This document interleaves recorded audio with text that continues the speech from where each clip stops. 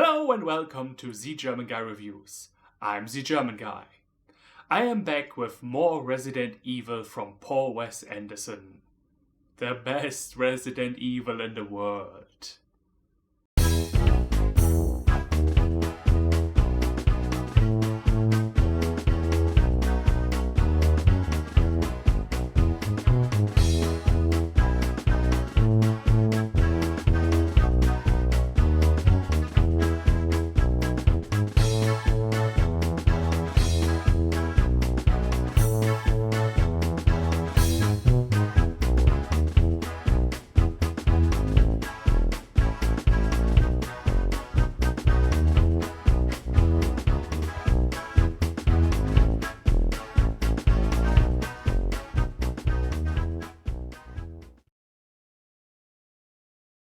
We begin the movie in Shibuya, Japan, sometime around the global zombie outbreak, as a random lady begins to attack a pedestrian.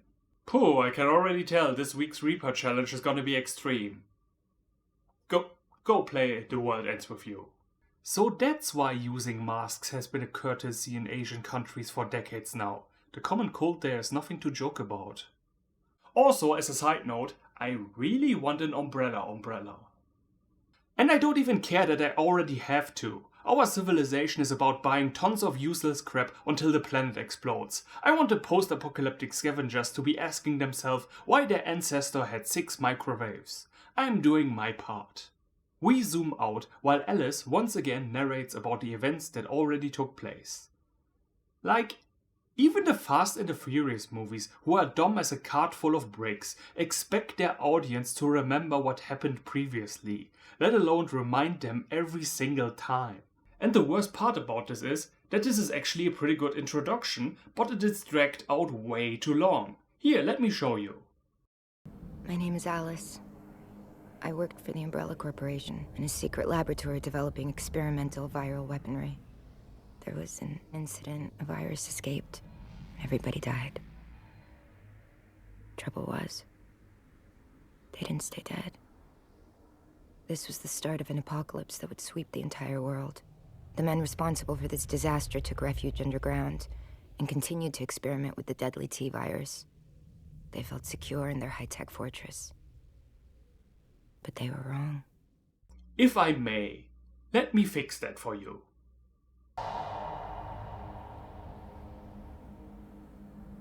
My name is Alice. I worked for the Umbrella Corporation in a secret laboratory developing experimental viral weaponry. There was an incident, a virus escaped, and everybody died. Trouble was, they didn't stay dead.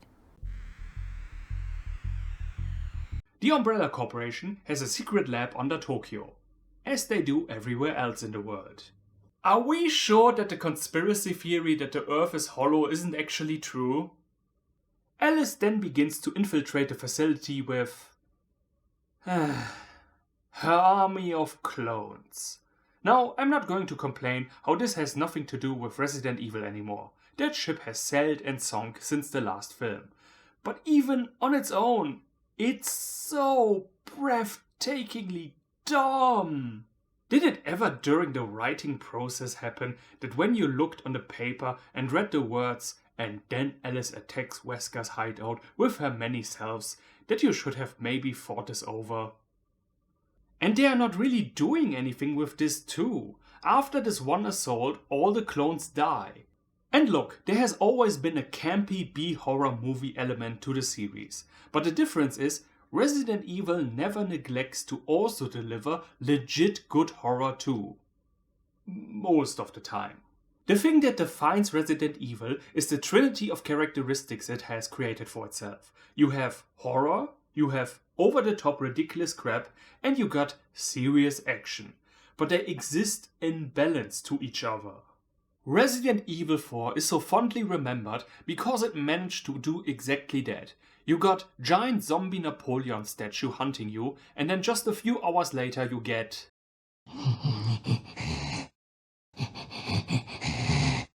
if you were to put Sharknado and The Shining on two ends of a spectrum, Resident Evil would be sitting in the middle of those two. Whereas this movie series is only focused on BS. And unlike the real RE, it doesn't do this stuff ironically or with any sense of self-awareness.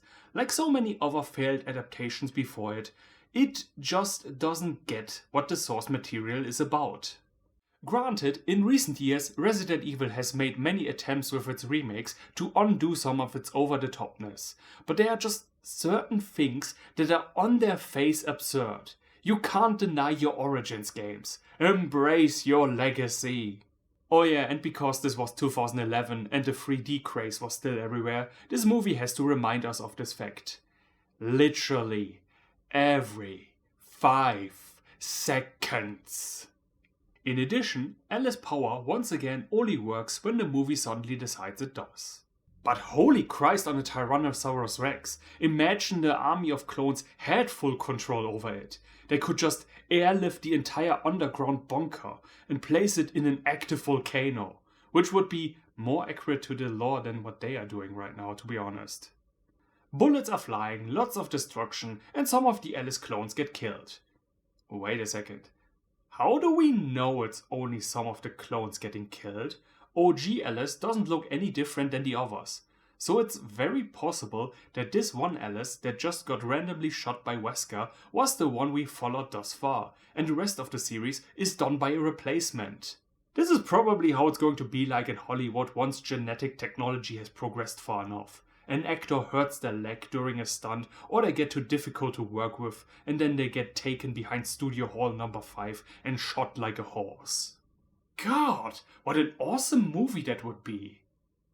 One thing I do like is that this whole thing right now is basically just Wesker mercenary mode.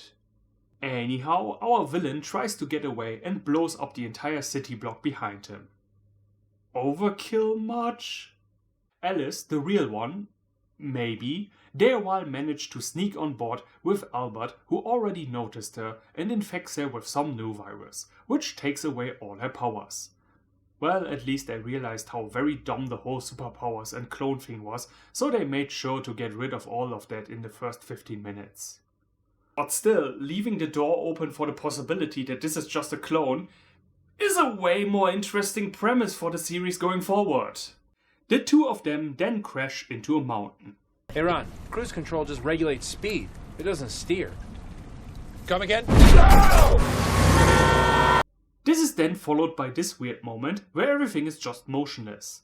And there is no real reason for it because they don't show us anything of significance that we needed to see, as Alice comes out of the wreckage the very next second.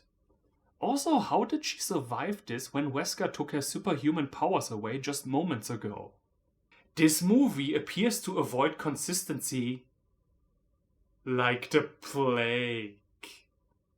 I hate you. 6 months pass. Alice is looking for a place called Arcadia, the safe haven the survivors went to at the end of the last movie. In her personal video recordings, Alice says that she hasn't seen any signs of life though. I am the creator of the world's #1 survivalist vlog channel. Because it's the only one left.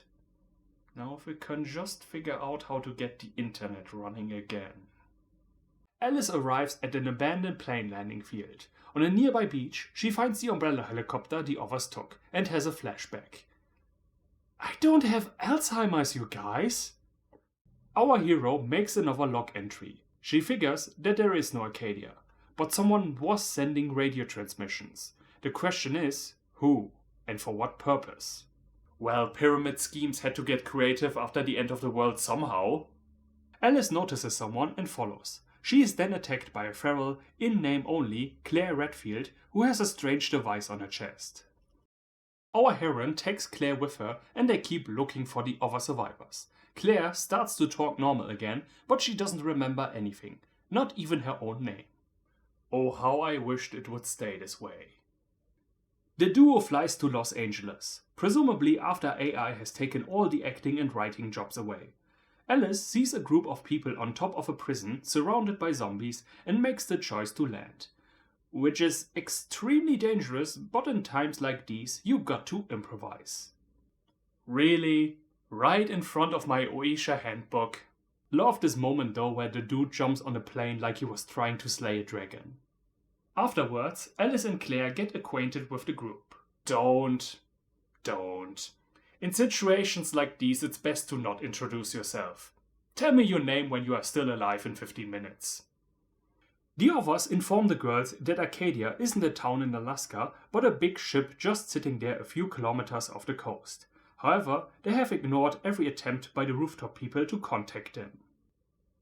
During nighttime, around the dinner table, they begin to discuss a plan. They can't take the plane back and forth to the ship because the first time they landed already defied all odds.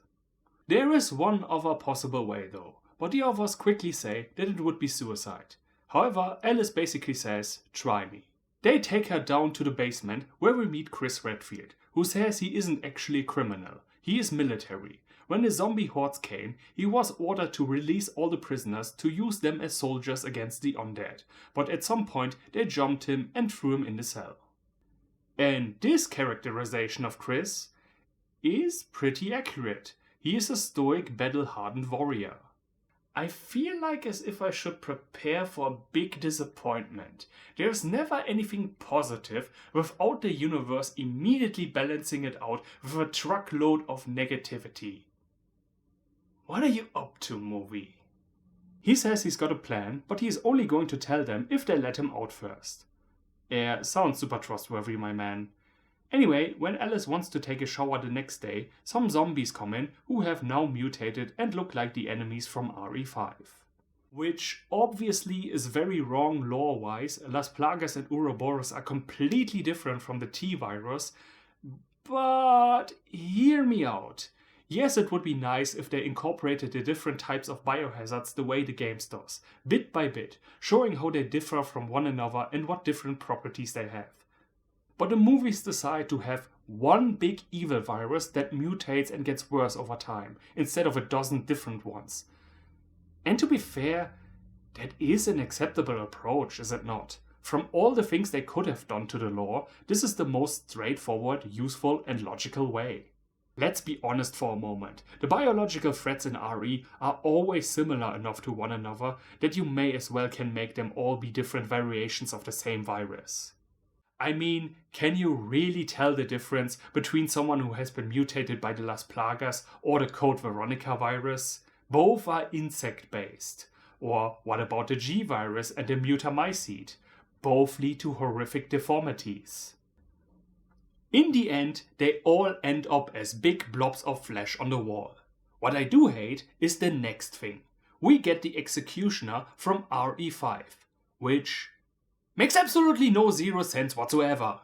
Every story after Resident Evil 3 had enemies who could maintain some level of cognition after infection with whatever is terrorizing our heroes this time around. The enemies in 4 and 5 dress as psycho killers because that's what the parasites in their brains turn them into. I'm willing to accept that the T-Virus over time is mutating, creating new monsters. But do you expect me to believe that we go from rotting zombie back to half-human making his own costume? And you might say, well, maybe he is one of Umbrella's weapons, sent out to kill our dear Alice, which... okay, but since when does Umbrella dress them up as Halloween monsters? The Tyrant variants could be on the cover of a fashion magazine. They have style, damn it. They release Chris and he shows them a hidden armory. And there was no better time to do this since they have a boss fight incoming. At the same time, one of the survivors, who is a movie producer, turns out to be an absolute reprehensible douchebag, stealing the plane and leaving the others to rot. We got an actual producer for this role, playing himself. We didn't even give him a script, he just showed up one day and started naturally acting. The gang fights off hundreds of zombies on the roof. Alice helps the others escape by making the elevator fall several floors down into water.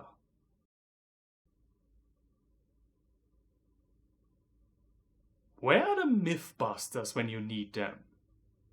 Our hero, behaving very much in a way as if she still has superpowers, fills up her shotgun with coins to blast through a horde. Wait, is the money we collect from enemies in video games our own? A decision is made. The group will take the hole in the showers where previously a zombie was able to enter, since it leads to the sewers, and sewers lead to the sea. Oh yeah, everybody, get out your surfboards, it's sewer level time!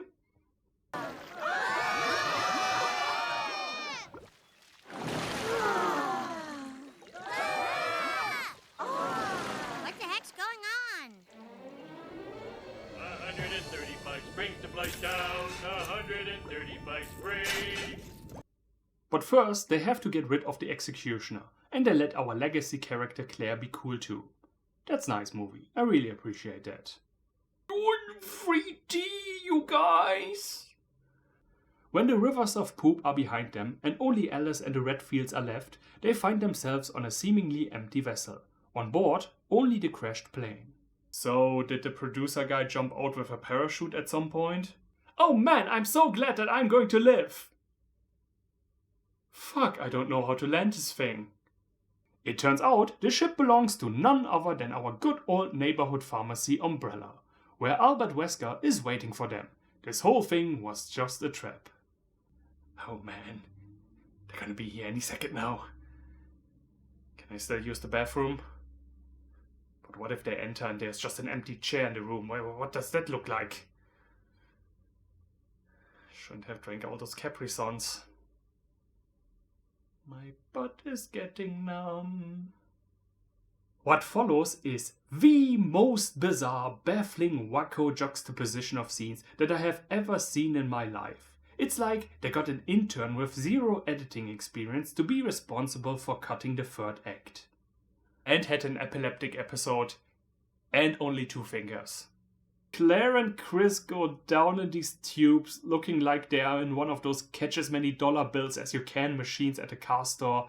The dogs and Alice just stand around in the background while the others are fighting. Wesker uses his freaking sunglasses as a weapon and does Matrix moves. Oh wait, he actually does that in the games too. And it all feels so disjointed and confusing, like you are just experiencing a series of hallucinations. Wild stuff, man. Wild stuff. They trap Wesker's body and the slimy producer in one room together after beating them. But of course, Albert isn't dead and tries to blow up everything. Dallas Cowboys! Incorrect. The Steelers have won the most games at Gotham Stadium. I'm gonna blow up Gotham Stadium. Even though he said earlier he needs Alice's special DNA in order to stop the T-virus from taking over his body. Whatever, go to a universe that cares. But Alice was smart and placed the bomb inside of Wesker's escape vehicle. And that is what happens when you look away from the security cameras to play Candy Crush. Or Temple Run, or Angry Birds, or whatever the kids are into. Of course, Wesker once again made another escape before the explosive device, well, explodes. Which is interesting because he looked at the bomb counting down all the way to the last 2 seconds. Like, was he trying to break his own record in making daring escapes? Does he want something to brag about at the next Villain Con? I had a staring contest with a bomb. And a bomb blinked. Be that as it may, the prisoners are freed and Alice announces they will make Arcadia a safe haven for real now. If you are out there, we will help you. There is hope.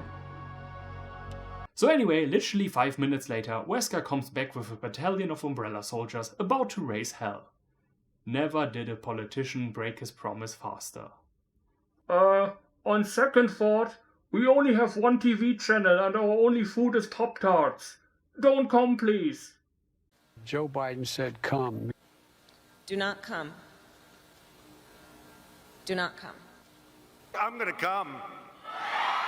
We must come together.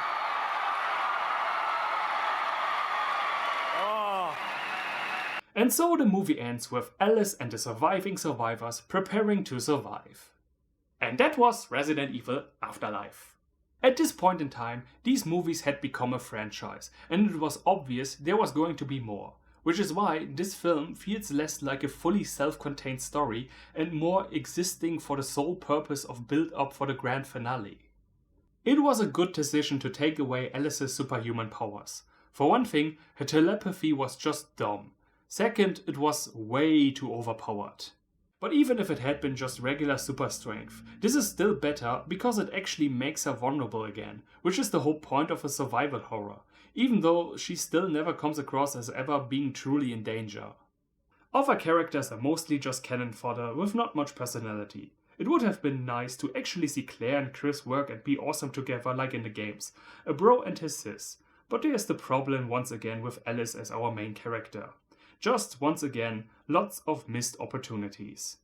And I don't necessarily object to having a main hero specifically for the movie series, if she was of equal skill to the other heroes from the games. But time and time again, her presence undermines the other characters by having her be so cool and so much better than the rest. Oh my god! Is she the alpha version of the annoying girl boss archetype? I said this before, but why hasn't she stopped being the lead after the first film? We could have had Jill in the second movie, in the third build up Claire, and now have her reunited with Chris in this. The only thing that connects it to the games is the occasional monster which looks the part. To its credit, it's so dumb that it's awesome. It has long stopped trying to be Resident Evil, so once you get this thought out of your head, you can have some fun with it. That was number 4, and the 5th one is coming right up. I'm the German guy, I'm out, and auf Wiedersehen.